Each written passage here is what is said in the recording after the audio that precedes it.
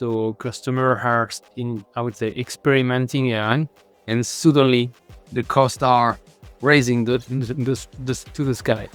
And suddenly they are asking help, and they would like to know how to control the AI cost, for instance. So what I'm saying to them is the first step is to set up a governance. Welcome to FinOps in Action. I'm your host, Taylor Hauk.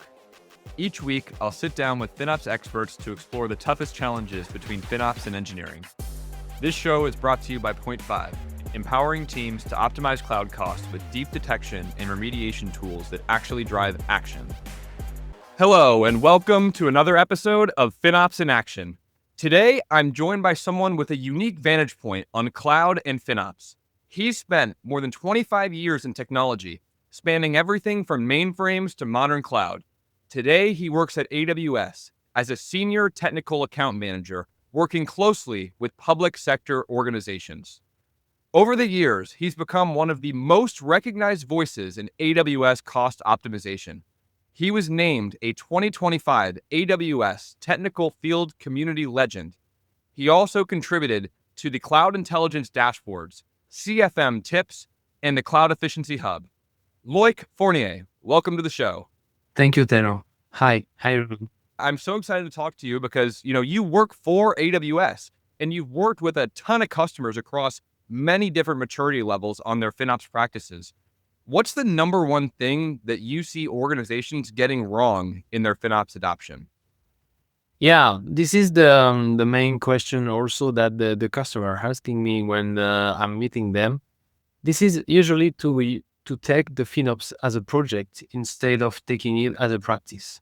Meaning, what it's mean clearly is the fact that at the end, they will try to fix one problem, but not to think big and to set up the governance in order to fix the problem long time and avoid the problem to come again.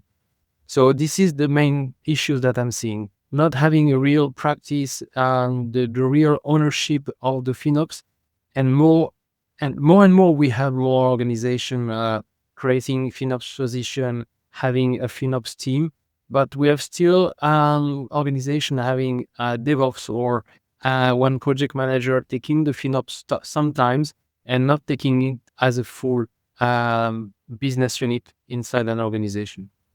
It's interesting because in my experience, a lot of times a FinOps practice or journey will get started as a one-off project because, say, the bill went super high or they feel their costs are out of control. Hey, we've got to manage this in a better way, right? And it starts as a project. But to be successful over the long term, you need to transform that into a practice. Where do you see this transition happening, and what's the difference between a project and a practice? This is when the costs are rising. For instance, lately we are seeing this with AI. So customers are I would say, experimenting AI, and suddenly the costs are raising to the sky. And suddenly they are asking help, and they would like to know how to control the AI cost, for instance. And so what I'm saying to them is the first step is to set up a governance. Because if we are trying to do, I would say, the recommendation for one applications, how do we reduce scale when you will have 100 AI applications? So the idea is to say, okay, in a governance, you have three pillars. You have people, processes, and technology. And we are in FinOps, we are using always the C, save, plan, runs, the first step is, of course, the observability. And then I would say set up the observability with the right tool. So how to observe the cost, and then how to implement processes to avoid to redo the same effort again and again. And then also educate the people. So educate the people to use the tool, educate the people to fix the problem, and also educate the people to set up the right processes to avoid having to fix the same problem again and again. And this is where we are transforming the project to a practice by having these three pillars being set up as a governance. I'm curious if there's any specific circumstances or stories or situations that you've come across in your time working in FinOps that kind of paint a picture as to this transformation from a project into a practice. I mean, I have seen customer having quite nothing, just starting and coming to me, and we start to implement the governance. So we start to have the first discussion, and then we start to first to implement the tiling, because the first step was to understand where the costs were coming from, so the cost allocation, and implement also the cloud intelligence dashboard to have the visibility on the cost, setting cost anomaly detection to be sure that when some costs were raising, they will have the alerts. Then we implement and educate all the product manager of the business unit or all the business owner to set up budgets like this, because we had finally the cost allocation after some months. We were able to forecast and to set the budget alert, and then we were able to finally educate the customer and all the team. So spread the cost awareness culture across all the team. We are organizing even like quarter review with all the team. So during the day, we have all the team running, and we are reviewing their cost to see what we can, where we can advise them, and celebrating also the achievement, which is super important. When there is a team that managed to implement the recommendation even more. So if you are telling to a team, yeah, you should experiment spot. So you spend time with them to experiment spot, and then the implementing spot, and finally they are reducing by 20% in 1 quarter. They are easy to. You need to celebrate, because by celebrating this, you will highlight what is good, the best practices, and you will give this to be highlighted inside the organization, and the other business unit will be able to do the same, to replicate. So as soon, the tool are very well understood, the cost awareness culture is spread across the organizations. We are able to set up the processes. So for instance, do not start any managed service without being a graviton. And be sure that all the EBS will be I mean not GP2, GP3, ensuring that we are using serverless when this is required. So every mistake or every problem that were detected, we are implementing SCP configures to avoid that the problem happen again. And after 2 years, we were able to save around 30% of the cost.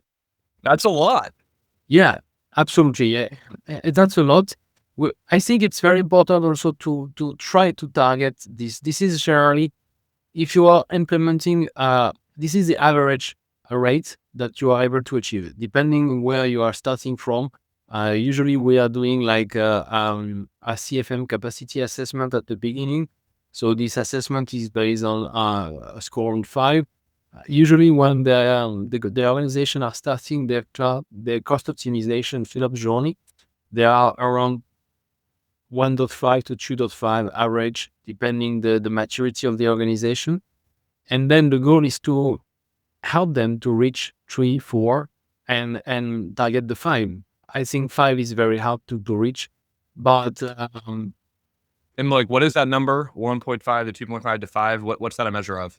this is the CFM capacity assessment. Can you talk a little bit about that assessment and what goes into it? Yeah, in fact, this is something that we can organize with the US customer. This assessment is based on 34 questions in different areas, and the goal is to understand exactly the FinOps maturity posture of the customer.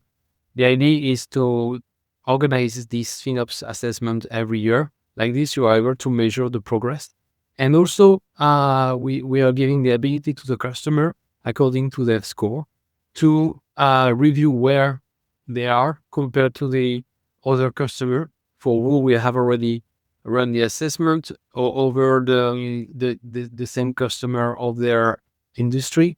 So this is helping them to with this KPI to see what they, of course, what are the remediation paths, but also to see where they are in terms of the global organization around them.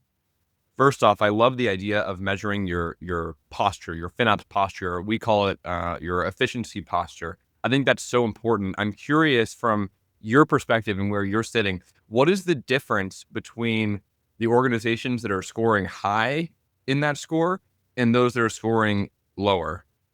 I think this is the one that have what we said at the beginning, that have finally implemented FinOps practice with a higher FinOps practitioner, people that are dedicated to do FinOps. This is very hard to convert the organization, because many organizations think that FinOps is just something we need to do once a year when we are at the end of the year, when we are quite over the budget, and we need to make sure that everything will fit inside what has been forecast. No, I think, and I try to speak to the executive, because the executive sponsor is an important part of FinOps governance. And if you would like to be sure to have a successful FinOps campaign, any FinOps initiative, you need to be sure that you are supported by the executive.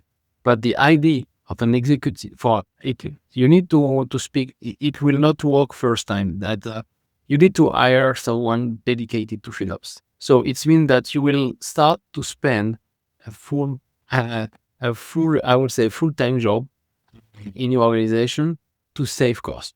So you need to demonstrate at some point that, because if you take average in US, I would say I would take in US average 150 K a year salary and plus tax for the company, and you need to say, okay, you need to start to have actually high level of spend, or already high level of potential cost optimization. So you need to demonstrate this by coming with a dashboard and showing the ability of the company to transform the potential saving in reality. And also because sometimes we are finding a lot of potential saving for the customer, but they are not able to implement it. Why? Because all their people are full busy. So this is the maturity when we are also convincing the chapter lead or the DevOps lead to integrate the FinOps stories inside the backlog of their engineers. You know, AWS has a lot of tooling available to help people find ways to save money in the cloud. And I find that it is like the number one place that you should go early in your FinOps journey to find cost optimization opportunities for your team. Now, you pointed out sometimes not all of them are actionable, but many of them will be, right? And especially if you're going to invest time in exploring them. Can you talk us through some of those products or tools that are available out of the box for free within AWS to help customers save money? I would say 2-3 years ago, we had the Trusted Advisor. That was the main tool. That's where we had all the recommendation across the well architected pillar. And 3 years ago, we have released Cost Optimization Hub. And Compute Optimizer is, of course, there from 2019. So how now we are orchestrating all the recommendations. So first, everything is mainly collected by Compute Optimizer. So Compute Optimizer is the orchestrator and the metrics collector, and is able to collect as of today metrics and provide recommendation for performance. I mean the main objective of Compute Optimizer is the performance, not the cost optimization. The cost optimization is just the caveat. And it would provide this for EC2, Lambda, Autoscaler, EBS storage, and database for MySQL, RDS and Aura, and Postgres. So this is collected and pushed to Cost Optimization Hub, which is also collecting all the recommendation from the saving plan recommendations. So we have a tool in the background, which is not really a tool, but we have a page where we have all the reservation and saving plan recommendation. And all this information are also aggregated in Cost Optimization Hub. So Cost Optimization Hub is one dashboard where you have the ability cross-region and cross accounts inside your organization to see all the potential saving that you can do. Okay. And where is Trusted Advisor now? So from last year, in June, just before FinOps 6, we have simplified because before we had the recommendation from Trusted Advisor and the one from Cost Optimization Hub, and the customer were lost. So we have decided that now everything will come from Cost Optimization Hub, and even in Trusted Advisor, the recommendation are synchronized from Cost Optimization Hub. So far, if you are using Cost Optimization Hub, you will have everything. If you are already integration with Trusted Advisor, you will also get them. The benefits of using Cost Optimization compared to Trusted Advisor is also because you will have the name of the accounts, the tagging of the resources that are not available in Trusted Advisor. I think that it plays in so well with the early stages of doing what I would call cloud efficiency posture management, right? I mean, we spoke earlier that your efficiency, it's a posture. It's something that you maintain over time. It's actually very akin to security, Loic. I know you have some experience in the security world, but there's many tools that go out there and they scan your environment looking for security vulnerabilities. Well, we can do the same thing for cost and efficiencies. And AWS gives you a lot of functionality out of the box to get started on that journey. And once you approach a level of maturity, there could be other opportunities and other things that you consider as well. But what are the key findings that people are getting out of your AWS native tools, and how are you seeing folks actually take those recommendations and put them into practice? Like, do you have a central person looking at them and then reaching out to teams? How are you seeing it actually come to life? So first, our tool need to be activated. So this is something. So now we are trying to promote again all these free tools that are giving recommendation. But yes, Cost Optimization Hub, Compute Optimizer, in order to work, need to be activated. That's the first step. We are always asking why this is not activated by default. This is more a low discussion. But anyway, so regarding for instance, another tool that Cost Optimization Hub is providing from re:Invent now, this is the efficiency score. So efficiency score is really great because it will allow. We have many customers asking how I can measure the saving that I'm doing. So this is, I think this is just the beginning. But what we are doing is we are starting by giving you the recommendation of the potential saving, and if you are transforming the in real saving, you will see your efficiency score growing up, because we have seen that you had, for instance, 10 EC2 instance to right size because they were over provisioned with a potential saving of $200 a month. You have right size the instance, so you have transformed the potential saving in real saving, and your efficiency score will grow up. So there is a formula, and then we are calculating this. You have the ability to see this across the overall organization or by a specific entity. So you can see which accounts deserve to be more inspected, where the transformation of this potential saving in real saving is not done, or also per business unit. And we will integrate more and more with the tagging and all of these things in this efficiency score in the future. What are the top opportunities or optimizations that you're seeing folks take action on based on the insights of Trusted Advisor? In my experience, I use these tools very, very heavily in my previous roles, both at NBC Universal and at MicroStrategy, for compute optimization, right sizing, and also there's a lot on EBS. Are those the big buckets you're seeing people use, or are there other areas as well?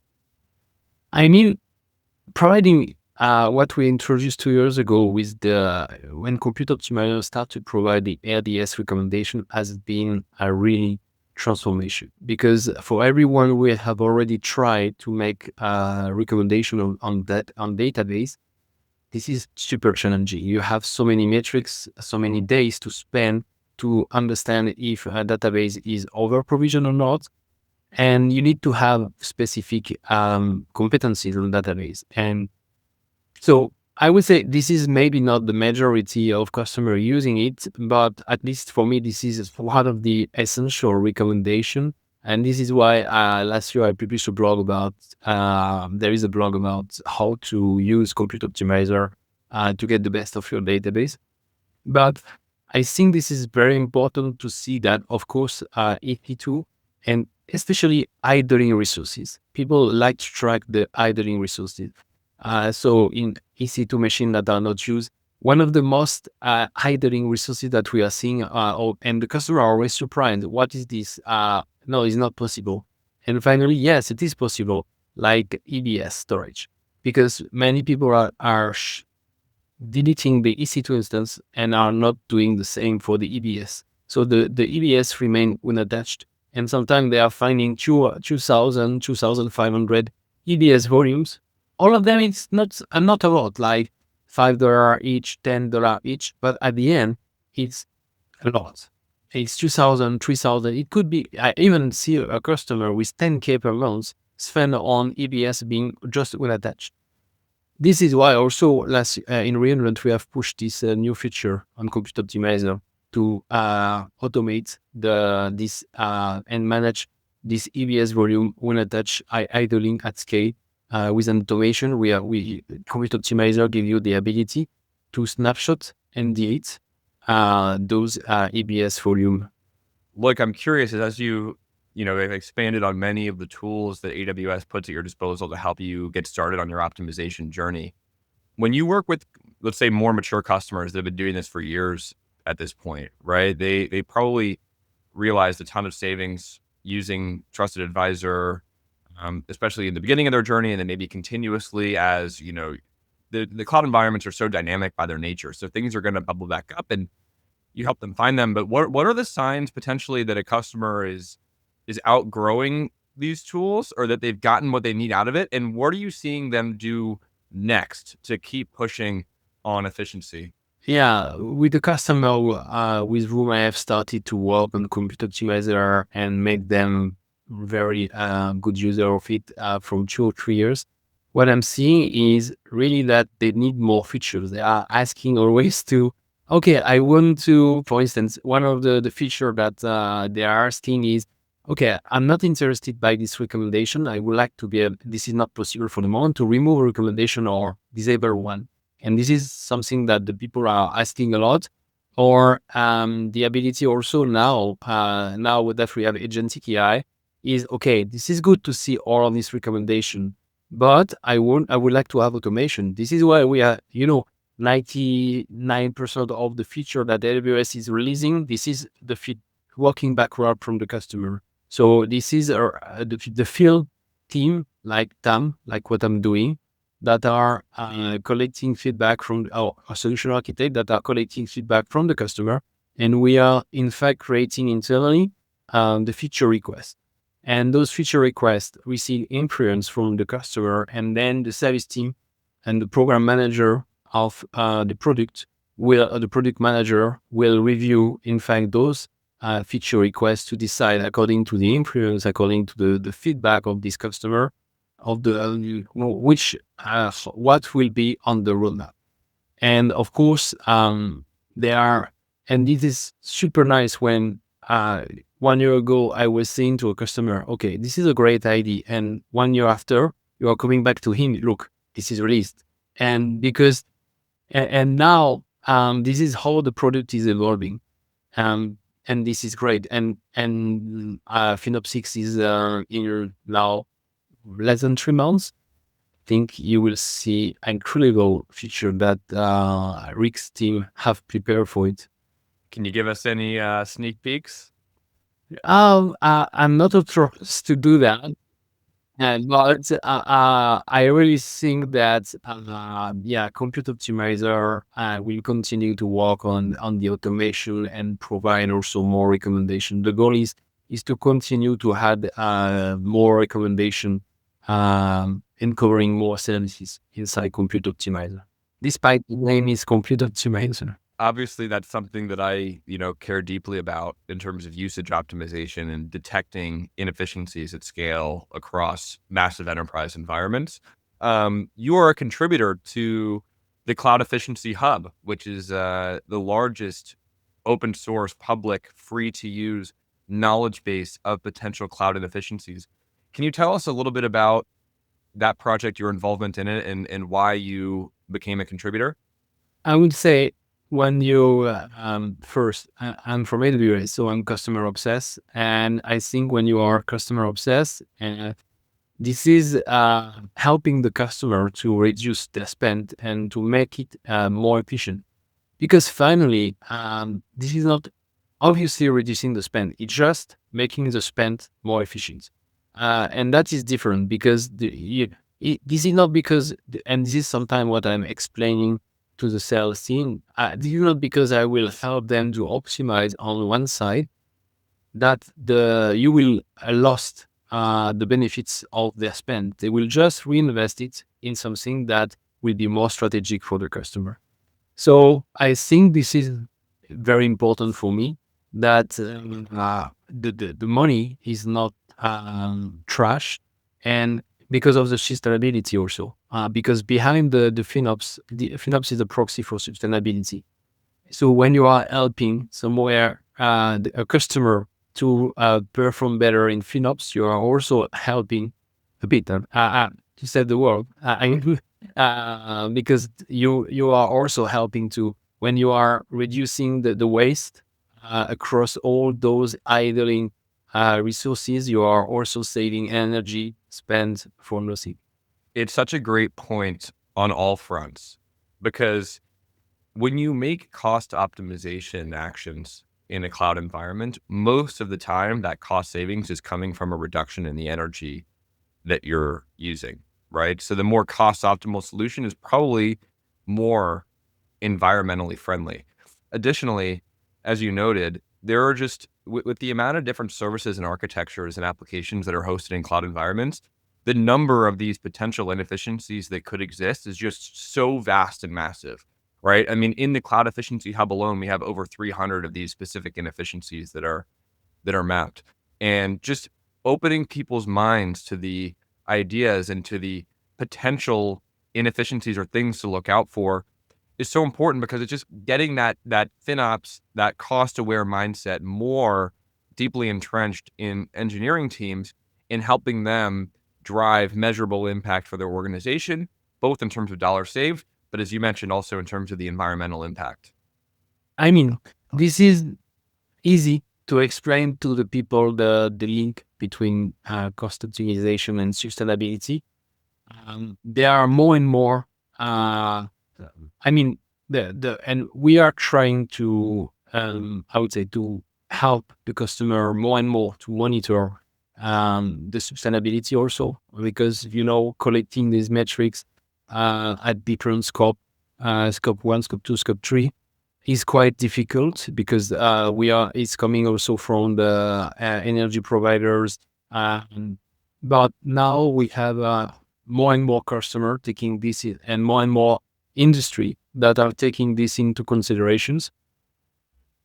And I really think that it's still the challenge of today. It still be the challenge of tomorrow. So yeah, I think this is great to have both linked together, and this is why we are seeing even in the FinOps foundations to have I'm seeing more and more badge on LinkedIn, people going to this GreenOps training and seeing the FinOps practice, not only focus on FinOps, but also on the GreenOps, to be sure that the energy saving is also one of the area that the FinOps practitioner are focused on.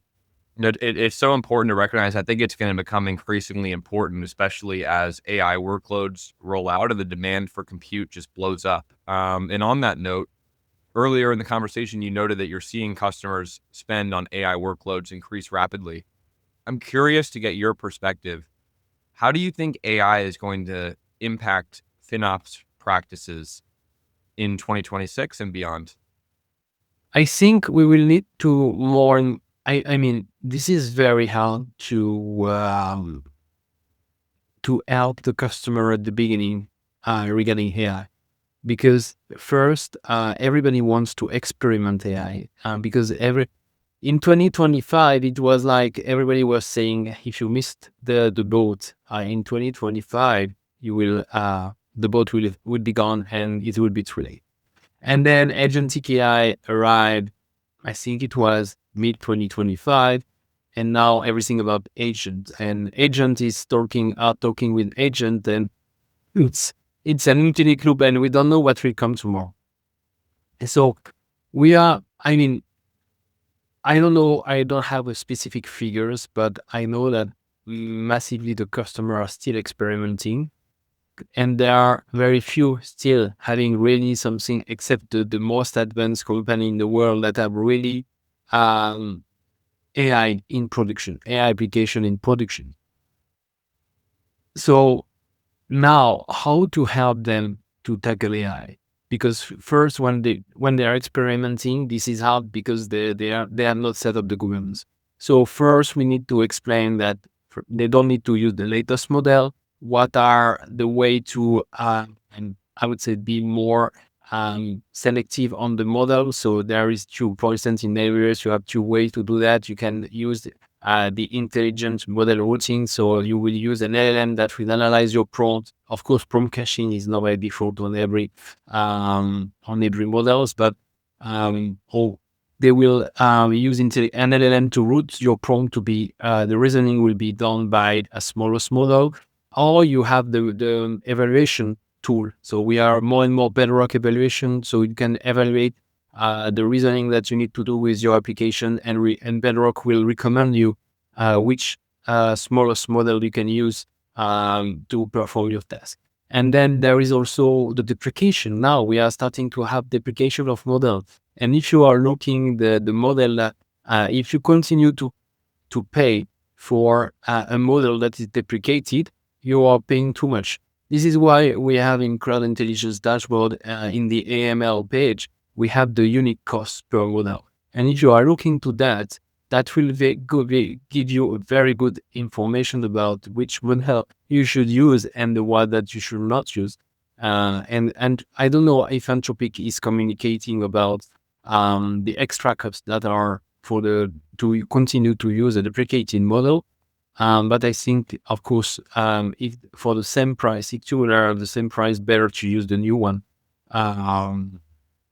Because also they are when they are releasing a new model, they are also improving the way that the model is using the GPUs and the energy in behind. Yeah, and things are accelerating so rapidly in this space. It's going to be really fun to keep an eye on it and see how things develop. But already we're seeing massive impacts, both in terms of FinOps folks being in charge of managing the cost of these AI applications and seeing how quickly the growth of the usage of these applications is. It's going to become a bigger line item on everyone's cloud budget. And then there's also using AI in your FinOps practice to accelerate your ability to drive, action and outcomes within your organization. But look, as we're getting close to a close here, I think we've spent a lot of time here learning from you. But now I kind of want to learn a little bit about you. During the introduction, I mentioned that you were named the 2025 AWS Technical Field Community Legend. What does this recognition mean? And how did you come to be such a legend?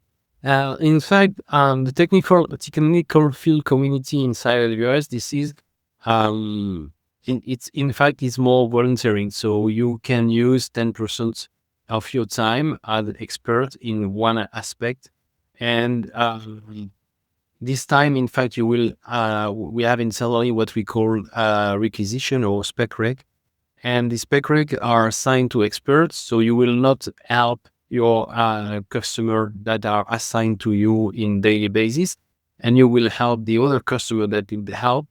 Uh, and so the idea here is to have a conversation with a new customer to help them on a specific topic. So why I got this? Because participate to different to a lot of recommendations. I did more than I think it was 70 or 75 customer being support across the year. I also helped to develop this Frugal Architect game day that has been played in reInvent with the Bedrock team. I also develop, inside the leadership principle of AWS, we have hiring and develop the best. I'm spending a lot of time internally to create trainings and to train the people in FinOps, and also collaborating to the different programs, CID, CFM tips, and Cloud Efficiency Hub also, but is not accounting. But anyway, is to my collaboration across the different initiative for FinOps. Hey man, I'll tell you this: the community, both the broader cloud and also the FinOps community, are lucky to have you as a part of it. With the amount that you're giving back to everyone and sharing your knowledge, I think that folks that work at the providers like yourself, you get to see so much and so many different types of applications and workloads and organizations, and getting to share those learnings and help us all grow and be better because of it. Man, thank you for all that you're doing. Thank you so much. And thank you for this Cloud Efficiency Hub initiative also. Because outside of I would say, to be a hub of knowledge, this is great to have the opportunity to also meet during the different call that we are doing the other FinOps practitioner, because it's a great, I would say, podium to discuss about FinOps initiative. And so this is really great. Thank you. Hey, thank you, Loic. And I don't usually plug stuff on the show. I keep it about the guests. But to any of the listeners, if you are a more technically inclined FinOps practitioner that's really focused or passionate about usage optimization and driving, efficiency best practices within cloud architecture, I would highly encourage you to check out the Cloud Efficiency Hub. It's hosted at hub.point5.co. And please get involved as a contributor to this effort. As Loic mentioned, there's a lot of programs also to meet the other contributors and learn from each other. But that being said, as we transition to the closing of the show, Loic, I know you're based out of Geneva, Switzerland. It's a place that I think a lot of us would like to be based out of. What's life like there, and what do you do outside of work? Outside of work, I have two sons, and and a wife also, an incredible and marvelous wife.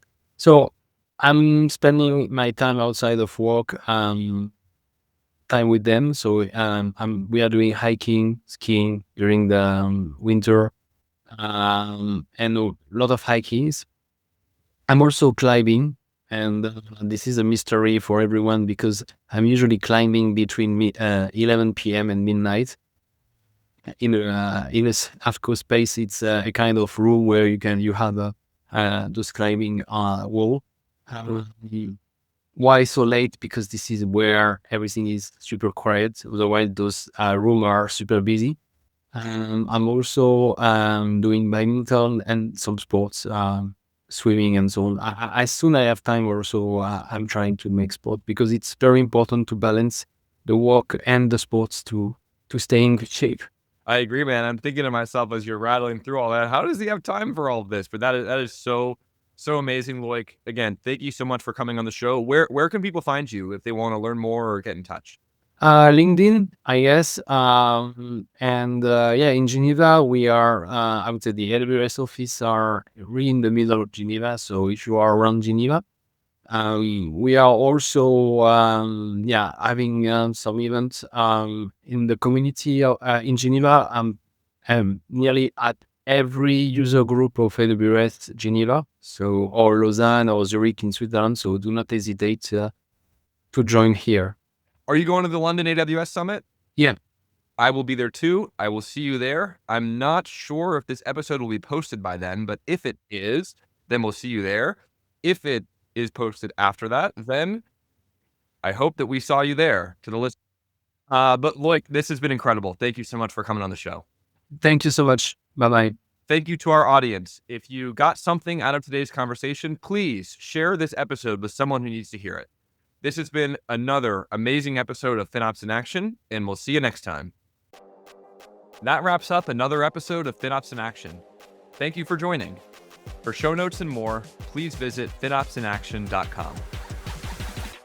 This show is brought to you by Point 5, empowering teams to optimize cloud costs with deep detection and remediation tools that actually drive action.